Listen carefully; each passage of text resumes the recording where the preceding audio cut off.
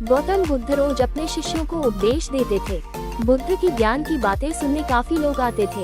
एक व्यक्ति गौतम बुद्ध का प्रवचन सुनने रोज नियम से आता था और उनकी सारी बातें सुनता था।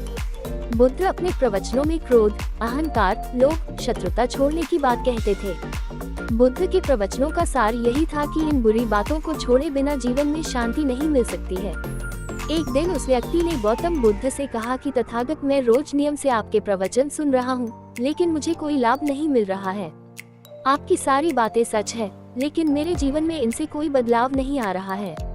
बुद्ध ने उस व्यक्ति से पूछा कि तुम कहाँ रहते हो? उसने जवाब दिया कि मैं श्रावस्ती में रहता हूँ।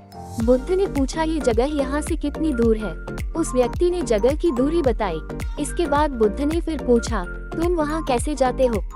व्यक्ति ने बताया कि कभी घोड़े पर, कभी बैलगाड़ी पर बैठकर जाता हूँ।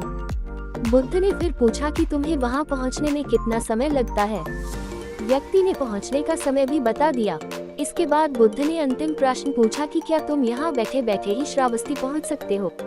इस प्रश्न के जवाब में व्यक्ति ने कहा कि गुरुजी, ये कैसे संभव है?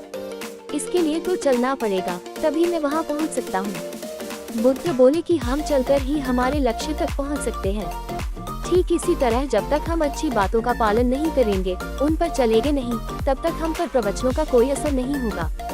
सिर्फ अच्छी बातें सुनने से हमारा जीवन नहीं बदलता है। हमें प्रवचन को समझना होगा और उन्हें अपने जीवन में अपनाना होगा।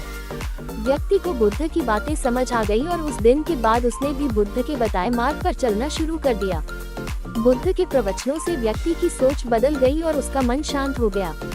कथा की सीख। इस छोटी सी कथा की सीख यह है कि अगर हम मन शांत करना चाहते हैं तो हमें क्रोध, लोभ, मोह, अहंकार को तुरंत छोड़ देना चाहिए।